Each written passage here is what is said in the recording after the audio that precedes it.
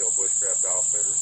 Going to go over my Bushcraft basic shelter kit, and we got us a little hobo fire going. Maybe we'll even cook up something for you. Hang in there. Alright, pretty much what I got here, guys, is an Italian wool blanket, some hemp rope I can use for tinder or ridgeline, and I'm going to show you the contents inside of it. I'm just using one of my straps from my LMF Gerber knife to kind of hold it all together, and keeping it tied up too with some extra rope. But I'm going to open this up for you, let you guys see what all's in it, and get right back with you. Alright guys, in this basic Bushcraft Shelter Kit, what I'm trying to accomplish in this also is to cover my 5 C's of the Pathfinder concepts. If you unravel this, what I got is cutting tool, which is one of the hardest things to reproduce in the wild. I have my combustion device. Within this whole package, my coverage with the wool blanket. I have a tarp with the actual silver inside to reflect the heat back at me with a fire. I have my container combined with this container with the cup. You could use any container as long as it's metal. I know this is a plastic canteen. I'm kind of old school, but I use a cup with it for boiling water. And then my cordage. Just within this pack, I have my 5 C's covered. And what I do is I keep some of the cordage here.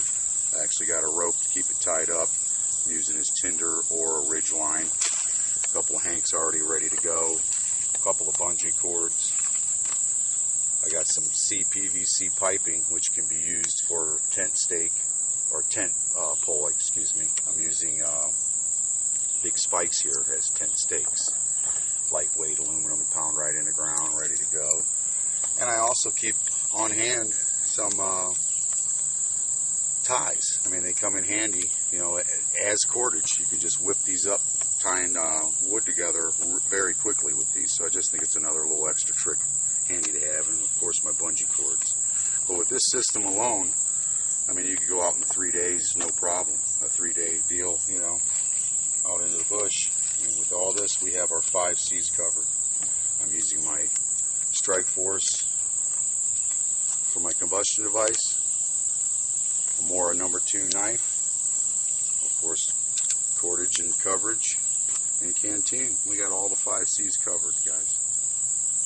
And you know, definitely, if I'm going to bring you out in the woods, I'm going to cook something for you too. That's just my style. I know it's getting close to deer season again, and I figured give you another way to use up some of your deer burger. It's usually what we left over with. We've already ate our tenderloins and all the steaks and the roast, so I'll show you another recipe that you can cook up. We started us a little hobo fire, and we're going to cook up some squash and venison for you. So hang in there, guys, and we'll be right back. Just want to go over this kit, though, just to give you a little show of it. It's an easy breakdown. You see how it rolled up real nice, and you know, this wool blanket can be a actual clothing.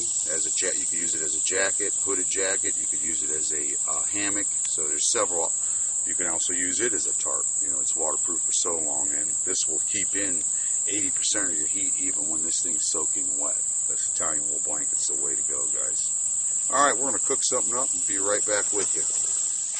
All right, we packed in some venison again, finding some other reasons to use up some deer burger before season starts. And I bring in an acorn squash.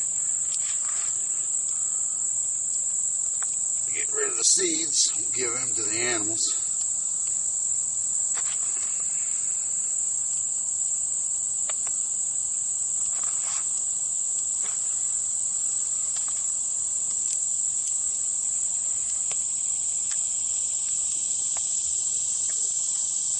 Got us a little hobo fire going. And what I'm going to do is take this venison burger, pack it right into the acorn squash. You got our pre-ready made bowl.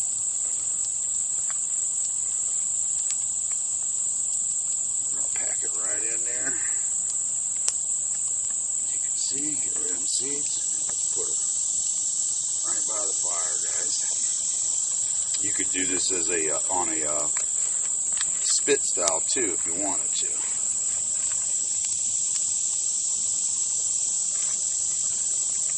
Just one other way I should say to use up your venison burger. I think this is about the last of it for us. I think I got a little bit left for some chili yet. But hang in there and we'll be right back with you. I'm going to get this other one on the fire. Just kind of give you kind of what it looks like. Got the venison all packed in there, and we're going to put it right on the fire and get her cooking.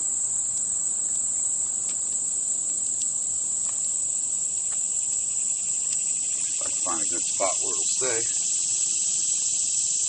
Kind of using pine today. I know it's got a lot of resin in it. Maybe it'll help flavor it up a little bit too.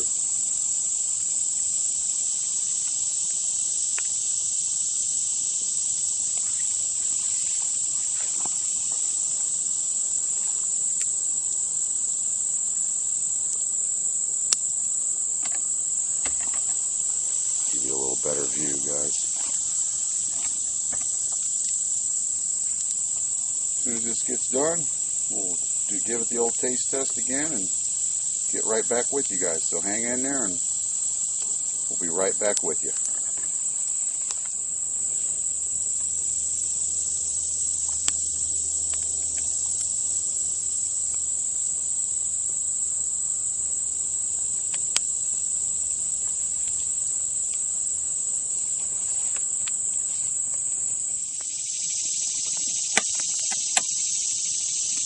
As you can see, guys, that venison's cooking away right inside that squash. We got us a nice little hobo fire going.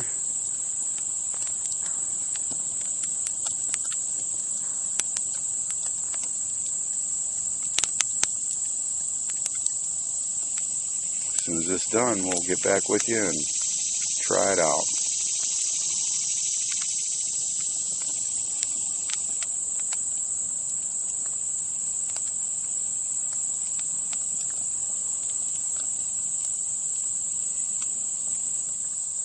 Alright guys, I went ahead and right next to us, right on the edge of the woods here, is some blackberries. So I'm going to go ahead and add them right into the meat.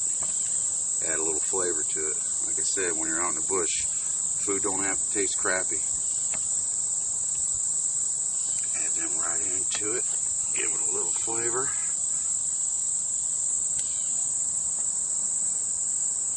They're almost done.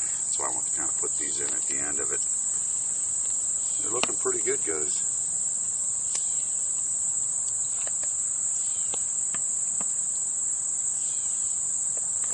Almost there. Alright guys, these are done. And they are hot.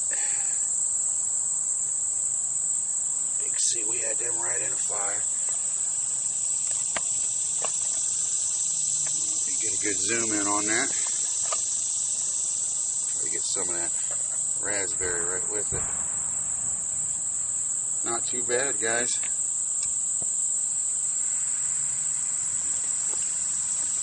That's good stuff. Just one more recipe you guys can do with your venison burger. Definitely want to get some of that squash too. It's a great combination together. That squash is very done. Well guys, thanks for joining us at Whitetail Bushcraft Outfitters. We'll see you on the next video.